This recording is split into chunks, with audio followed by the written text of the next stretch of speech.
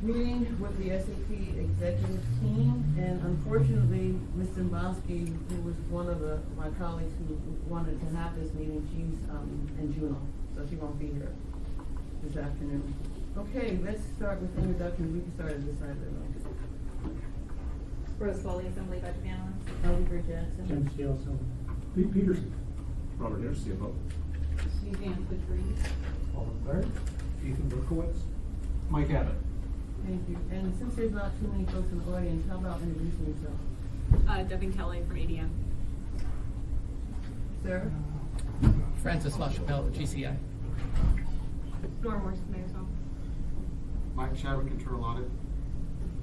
Glenda Gibson, AWW Finance Director. William Wilkes, SAP. Mike, could you please join us here? Okay, the next item on the agenda is project timeline. And all these items on the agenda, I'm anticipating hearing from the executive team on these items.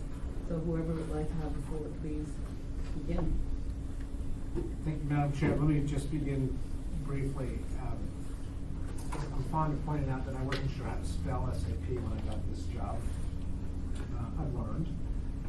And I also know that when we stepped into office, we were looking at projected costs in excess of $80 million. I am happy to report that we are in intense negotiations with a vendor. We will be able to detail further to the Assembly next week the upshot of those negotiations will look like. I think we will be able to report substantial progress.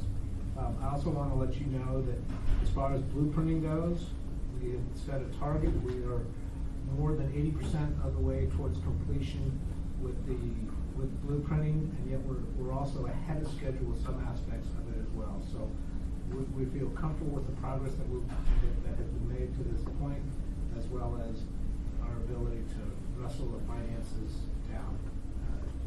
I do see an end towards completion, and I want to make sure that there's recognition given for the municipal employees that have worked incredibly hard over the last couple of months to push our schedule as hard as they have. They've done an exceptional job, and they're enthusiastic about what can happen once we complete the project. Thank you, Mr. Mayor. Zig, are you there? Zig? Yes, I am. I'm sorry, I had it muted. Yeah, we forgot to have you introduce yourself. But anyway, would you like to comment after each item, or you want to wait till after we're done? Yeah, I think it would make more sense to wait until you're finished. Okay, great. Thank you. Okay, the next item is, thank you again, Mr. Mayor. The next item is project governance. So I can start on that, Madam Chair, and then other team members may want to fill in. The project is being supervised by the mayor and the 5 direct reports that you see here today. Well, 4 direct reports plus Alden. So that includes the Director of Management and Budget, the Chief Fiscal Officer, the Mayor's Chief of Staff, and myself. And the mayor, along with the IT director, make up the executive committee that is leading the project that we're working, the SAP project. Alden Thurn is the project manager. He reports directly to myself and Suzanne, and he is responsible to the executive committee for the day-to-day management of the project. In addition to Alden, we will be proposing to the Assembly that we contract with a gentleman by the name of John Marcinko, who will be reporting to Alden inside the project management operation. John has extensive background in ERP implementations, including SAP implementations, both in public and private settings. And that will be a contract that the Assembly will have a chance to review, and we'll be able to go into more detail on that next week when we present the more complete description of our proposed implementation of the rest of the project. So that's the general governance structure that we've established. The executive committee that I mentioned before meets at least weekly, more frequently when necessary. For instance, in the month of February, I believe we'll have had 5 or 6 meetings because we're sort of at an intense point in the development of the project. I expect those weekly meetings to continue throughout the length of the project. If we can ratchet them back, we will, but at this point, there's enough decision-making and enough information that's necessary for the executive committee process, so that weekly meetings are in order. So if there are more specific questions or information you're looking for in terms of governance, be glad to answer any questions on that. Well, and the only thing I would add is that there's also, as you know, the functional steering committee has been in existence for quite a while now, that also meets weekly. Alden runs those meetings, but Lance, Robert, and myself attend those almost weekly. At least one of us is there.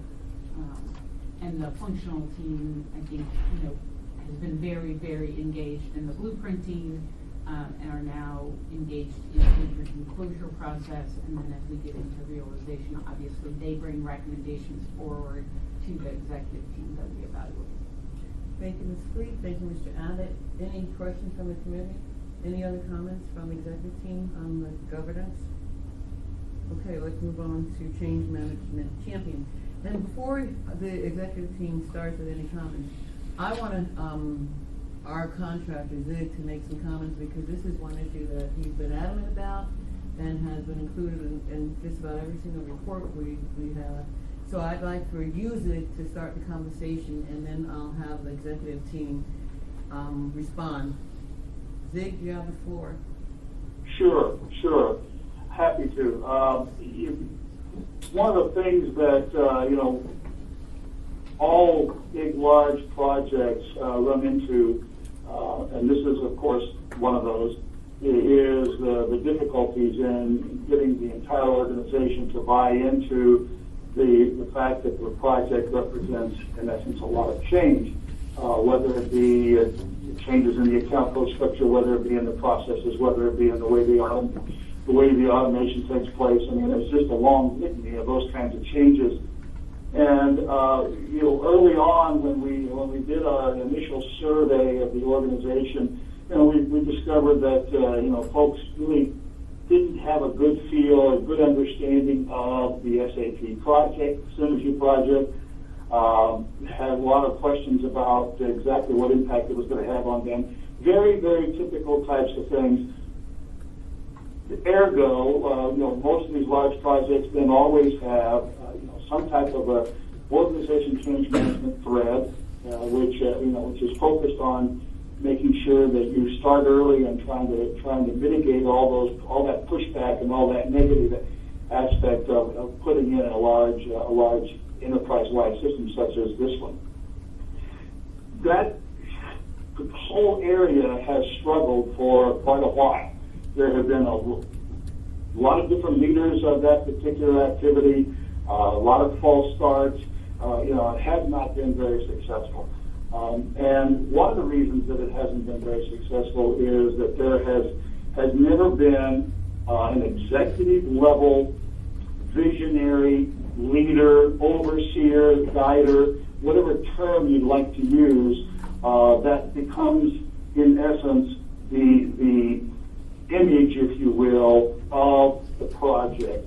And if that particular image is there, if that particular visionary is there, if that particular person is there as an executive of the organization, then that helps guide the whole OCM activity. It helps get everybody on board, everybody positive about working forward in terms of accomplishing all the changes that this particular project represents. That's been a void. I mean, it has not been there. It's one thing to say that the mayor is responsible. It's quite another for the mayor to literally show up occasionally at some of the various sessions and meetings in essence, repeat and let everybody know what the commitments are of the organization, because as an executive, that person represents those commitments. And so that's been the piece that, at least in my opinion, in our opinion, has been missing. We've talked about it several times now in terms of trying to suggest this is the kind of time requirement that's involved, this is the kind of person that it ought to be. Those things have all been basically presented, and quite frankly, we have not observed anything, any kind of response to that or any kind of movement along those lines in terms of saying this is our champion, this is our John F. Kennedy, who is making the statement that there will be, we will be on the moon in 10 years. That's missing. The organization needs someone to basically say, we are going to go live with this particular system. We're all going to go on board, and here's what the kinds of things we have to do, and it's going to be July of 2017, and let's get going. Right now, there's a tremendous amount of a large group of people, if you will, in the community that are very tired of this. I mean, they've been at this now for 4 years plus. They're tired of it. They need to be rejuvenated. Just hammering on them and saying do is not quite, an effective way of getting them to say, okay, fine, we're going to go after this one more time, and we're really going to put our energy and our effort into it. And it's important that we recognize that the past failures are, in many cases, because the community hasn't really been able to get its resources fully bought into the project and fully involved with the project. There's always been something that has pulled back, and you can go look at all the assessments over the last 3 or 4 years, and they've all basically said, many of them have said the same thing: the lack of union resources being allocated to the project. So the change champion becomes that visionary, that leader, that guider that can be very public and very involved. And when I say very involved, I mean we're not talking about more than an hour or two a week. It's not like we're talking about a full-time assignment here. So that's basically the story. Thank you, Dick. Who would like to respond from Executive Team? Mr. Abbott? I'll start, and I Thank you. would expect the mayor to interrupt me here. Okay. So I think what Zig has described is in large part what the mayor is doing in terms of being the chief communicator inside the organization and making it clear what the executive level, what the highest level commitments are related to the implementation of SAP. After next week, and assuming the Assembly supports our proposal, we'll be in a much better position to be more specific with both internal and external stakeholders about what the exact expectations are of folks.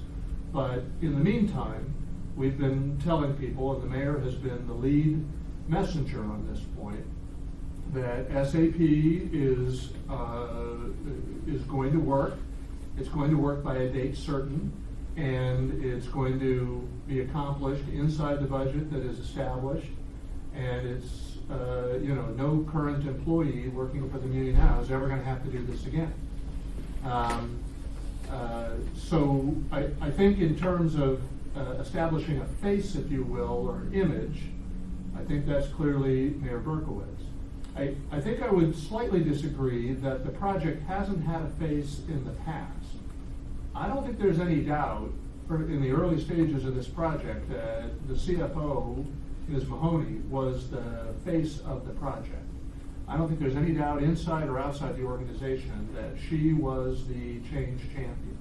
Now, it didn't work, and I don't know, I'm not laying that at Ms. Mahoney's feet, but it didn't accomplish the set of objectives. But I don't think there was any doubt among the contractors, among the employees, among the department heads, among the assembly, or other folks that there was a champion for the project at that time. It didn't work. I mean, the project did not succeed but it wasn't because there was not a face of the project. Clearly, it takes more than that, and that's what we're committed to doing. And when you see the leaders around this table now, I think you're getting a sense of the level of the mayor's expectations that all of us are going to be pulling in tandem in support of this project. And it's the mayor that's delivering the active messages, that has been over to the Sunshine Plaza, that has been holding employee town hall meetings over the last several weeks, at which SAP is one of the most commonly discussed topics. And that will continue as long as the project is going on. So I don't know if we're ready to use the term change champion in the way that Zig has recommended, but clearly I think you're seeing the city's chief executive take on that role, or many of the roles that Zig has described. I think there's a difference between using a phrase and showing leadership. And we've owned the leadership, or I've owned the leadership on this project since I became mayor. I told the assembly in the first meeting we had about SAP and about the ERP that we were going to get this project done. I told you then that we were halfway across a bridge and I was going to see us all the way through, and we will. And I have been incredibly supportive of the municipal employees who have given over and above what I think their normal range of duties are to support this project through the last 4 years, and who are going to see it through to the end. But I also know that when you're in the midst of discussions with a vendor, that it's probably best not to reveal all your cards. And whereas some might hope that we would publicly display all of our cards at this point, it's premature. But I think the assembly can rest assured, the public can rest assured that we're gonna finish this ERP project, and we're gonna do it at substantially less than the amount of money that Zig thought initially we were going to have to do it, and we will get it done in time for the people who work for the city, the people who live in the city, to see the benefits of it sometime soon. Thank you, Mr. Mayor. Thank you, Mr. Abbott. Does anybody have any questions or comments? You want to follow up, Zig? Okay. We're going to go to the next item on the agenda, and that's number 6, impact of scope reduction. So I can start that, and I look to Alden and maybe Robert and others to jump in if they have comments on this. Not 100% sure what scope reduction is being described. We'll be able to give you in very specific terms next week exactly the scope that we propose to do. It will include all of the elements that have been generally described as the key parts of the project. We're planning for very aggressive project management function, both owner side as well as SAP side. We'll obviously complete the finance and logistics and the human resources pieces, the two sort of core elements of it. We're going to have a robust business warehouse and report writing, report making capability. We're going to do extensive data conversion. We have yet to determine the exact amount of data conversion. We want to be smart. We don't want to convert every byte of data that is convertible simply because it's available to be converted. We want to make sure that only the information that is necessary for SAP to run successfully going forward is transitioned, because it does cost money on an incremental basis. We're going to have a very dynamic employee training and rollout project for this, the planning for which has already begun and will continue actively during the development, or during the, if you will, the construction and testing of the project. We're not simply going to start the training a couple of weeks before go live. We're going to be doing the training as we are building the project.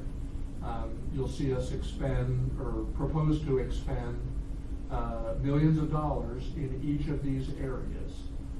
They're important. They'll be done by a combination of consulting resources and municipal resources in virtually all of these areas. We'll be able to give you sort of general level expectations about how that breakdown will occur when we present our project recommendation to you next week. So we're not reducing scope in any way at this time where we expect it to affect the implementation. Oh, I didn't mention that we are including the ECM piece of the project, so there will be electronic document management and control processes included in it for at least the business units that rely on it extensively. HR, purchasing, accounts payable are the big three, I think, and we'll expand that as resources allow. So we are including an ECM module in the initial build out of the project. So I think you'll find that we're going to satisfy all of the key items that have been discussed since the project was formed. I think you'll see a slightly bigger project in that regard than what had been proposed in previous iterations. We think it's important to do that in the initial activation of the project, the initial development of the project, rather than plan for significant incremental expansions of the project at later times. And in part, that expansion is due to the input of the Assembly and your advisor. Thank you, Mr. Mayor, thank you, Mr. Abbott. And I think I saw a couple weeks ago that the Employee Synergy website was launched, correct? That's correct. Okay. That, and I would suggest to you, and I realize that because we haven't had our full story to tell yet, next week you're going to hear what we're going to do, who's going to do it, how much it's going to cost, and when it's going to get done. Those are the 4 big questions we're going to answer for you next week. And because we have not been able to answer those questions today, our communication effort has not been as robust as it will be shortly. So once you are informed, and again, pending your approval of our recommendations, I think you can expect to see an incredibly active communications effort. I would predict that employees in particular will generally suggest that they're tired of hearing about SAP more than they are hungry for more information on SAP. We'll be using every tool we can conceive of that would reasonably be expected to support employee needs in terms of information about the project. And there will be any number of opportunities for the Assembly to be updated on that, and in fact to be included in it to the extent that you're so inclined. Thank you, Mr. Abbott. President, are there any questions? Mr. Steele? Yeah, I'm just, let me say, I'm just happy to see the focus change to a certain extent. I know we've all known about it, we've all been involved with a certain amount, but with the change of administration, there was plenty to do. And it appears to me, at least from the presentation, that we're ready to focus and make sure that everybody's focused and get the job done. So we're going to battle our way through this because it has to be done, and because, like, I think everybody I've spoken to who's actively engaged in the project, we want to go about doing the job we were hired to do. Thank you, Mr. Mayor. Thank you, Mr. Steele. We have number 7, Systems Integrator. So, Madam Chairman, could we get a little clarification on exactly what the request is for information on this topic? Certainly, Mr. Abbott. Zig, would you like to provide that clarification, please? Sure. Thank you. One of the things that, occurred last year is there were quite a few contracts with contractors. The contracts were all time and materials. In essence, very openly, the Muni was the systems integrator. They were the one taking on all the responsibility for the actual completion of the project. One of the things that we've suggested that the Muni should seriously consider and try to negotiate is to try to get a single individual organization responsible for the successful completion. And we understand and realize that may not be well. In fact, we know that's not happening. Right now we are presuming that there is no single individual vendor that is actually coming out and saying, okay, we'll take on this entire responsibility. And then in so doing, that would mean the other contractors needed to be subcontractors to whoever that contractor might be, and that there would be very specific targets and so forth and incentives for that single systems integrator. So if the organization, if Muni does not go down the path of getting the single systems integrator, and it continues to go down the path of having separate and distinct time and materials contracts with, I think there are now 6 organizations, then the next caveat to that would be, okay, is the Muni getting deliverables in those contracts? Are you going further than just time and materials? Because if you go time and materials, then obviously hours and expenses just kind of keep cranking depending on how long people are there. So we don't know, and we are certainly asking that if you don't have the systems integrator and you have 6 contractors, that hopefully you are going to at least have some deliverables for each one of those contractors in your contract to help tie them down and help make sure that there's going to be some result that you can tie the dollars to. And that includes anybody that's acting as a project manager. I mean, they need to have a deliverable as well. So that's the background. Thank you, Zig. Mr. Abbott. Thank you, Madam Chairman. That was very helpful. So the answer to the question is yes, there will be a systems integrator. We will be recommending to the Assembly that they award a contract to what we're describing as the prime contractor. There will be other contracts with other providers, but they will be working at the direction of the prime contractor, and it will be the prime contractor that has the key deliverables and whose contract will be tied to those deliverables. So I think the answer is yes, we are meeting the expectation that Zig described. Thank you, Mr. Abbott. Before I go to Zig, does anybody else have any comments you'd like to make right now? We're on item number 8. Okay, Zig, would you like to make some comments? Just a couple. Hopefully, there's going to be some kind of indication in the presumably we're talking about SAP as being prime, that there's going to be something in that contract that indicates that they will take on responsibility for the other contractors' work. That is somewhat fundamental to the concept of a systems integrator being responsible for the entire ball of wax. And of course, the other issue is, will all the other 5 contracts somehow be linked or tied to the SAP contract? So that's just simply a comment that we would hope that the Muni could accomplish. Did you want me to go on and make some comments about any other prior statements? I would appreciate it. Thank you. Okay. Certainly, I appreciate and accept the fact that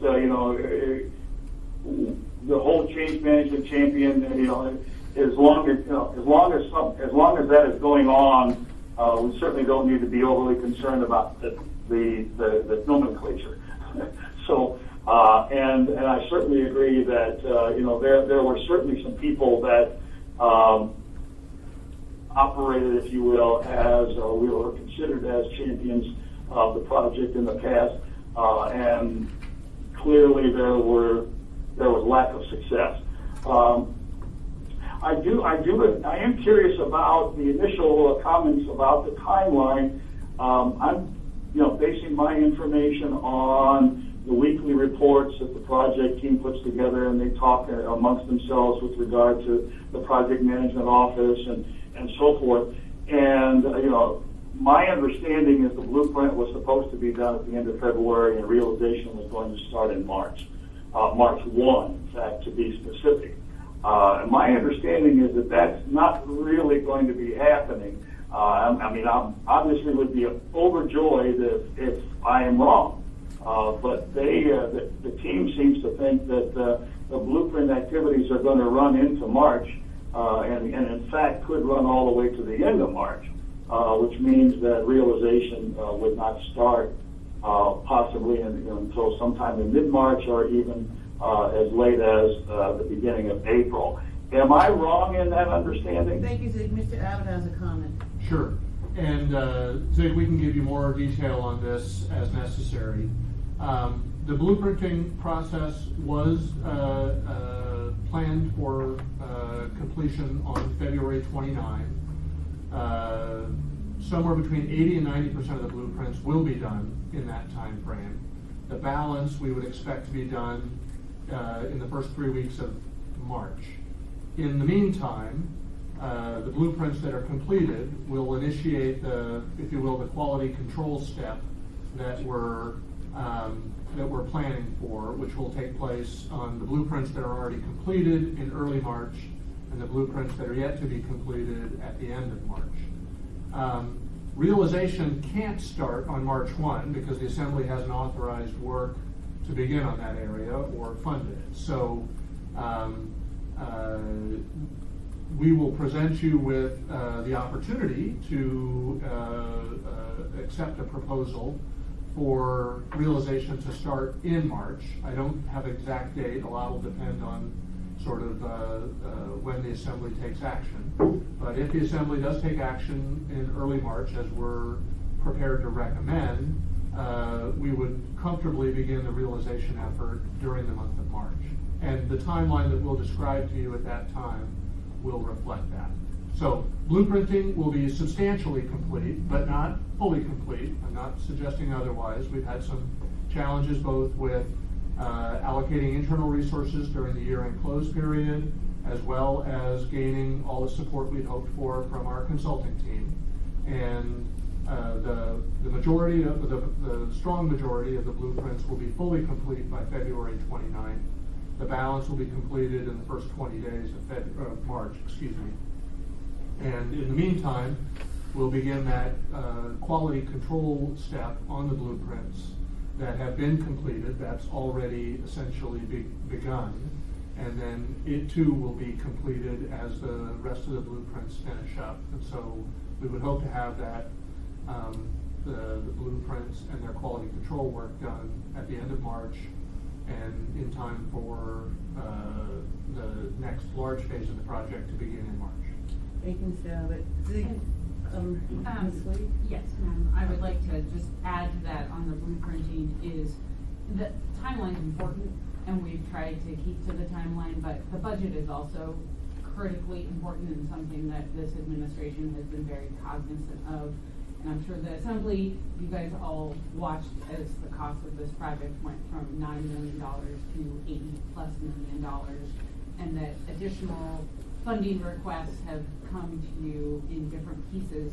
We're trying to get a package entirely together to bring to you with a level of certainty so that you and our constituents, our shared constituents, understand where this project is going to end. And the blueprinting needs to get done right so that we do not then come back afterwards and increase the price because of change orders that have to be done. So we would rather take the extra time now and bring it in March, but make sure that we're getting it done right and that staff have the ability to double check the work and we go back and do the QA so that it doesn't cost us more later because we rushed the final project.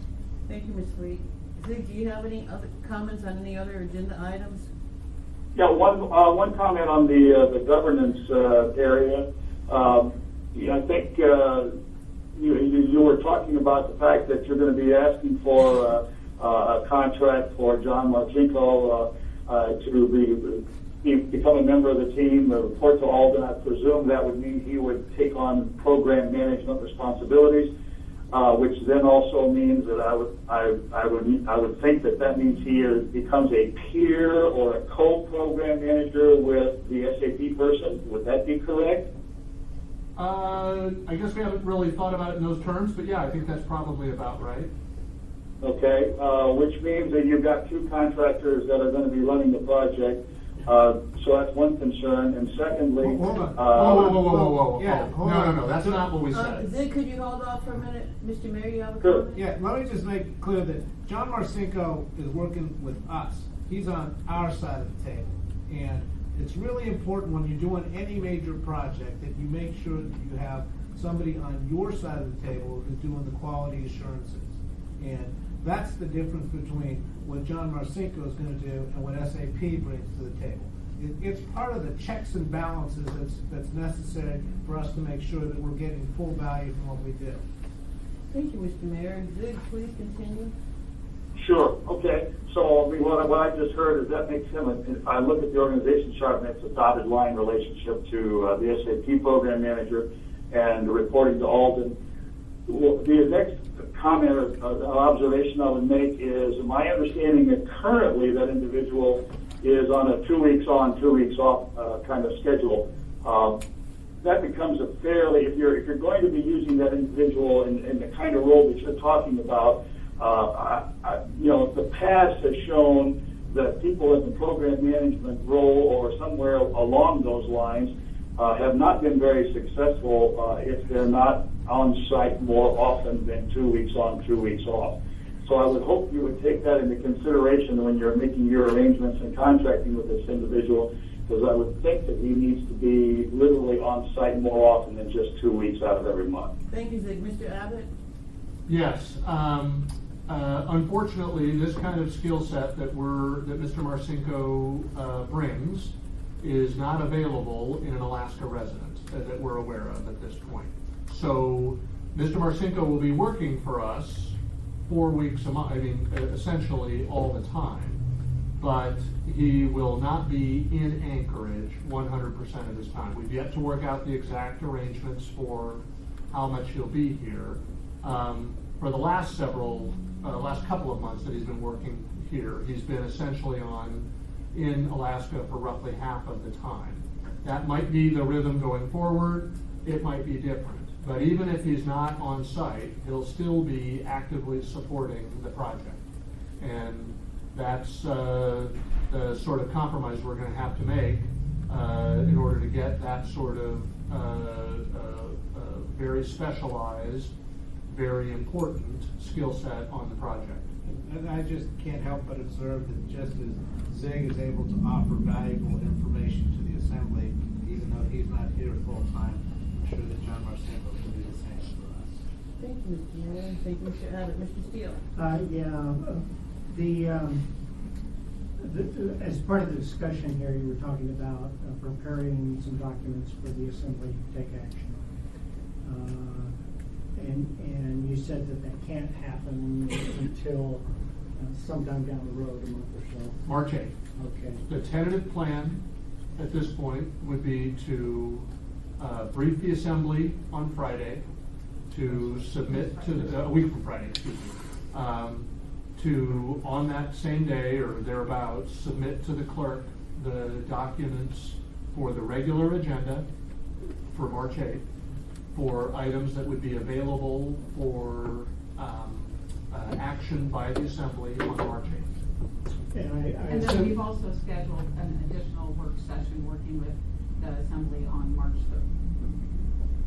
I assume it entails both financial and planning documents to a certain extent, or contracts. Right. The actual assembly approvals will be contract awards and appropriation and funding mechanisms. Those are the areas. But knowing that you're not going to approve those unless you understand our project plan, we will be describing that to you as well. don't let us be the bottleneck. If there's anything we need to do to be put up to speed and keep things moving, we certainly will do. We appreciate that, and we hope that we will be able to provide you with the information you need in order for you to be comfortable taking action on March 8th. Okay, thank you, Mr. Steele, Mr. Abbott, and Ms. Fleet. Ms. Zig, do you have any other comments? No. Okay, thank you. We're down to audience participation. Does anybody in the audience have anything they'd like to say in this committee? Or ask? Okay, time's up. Meeting's adjourned.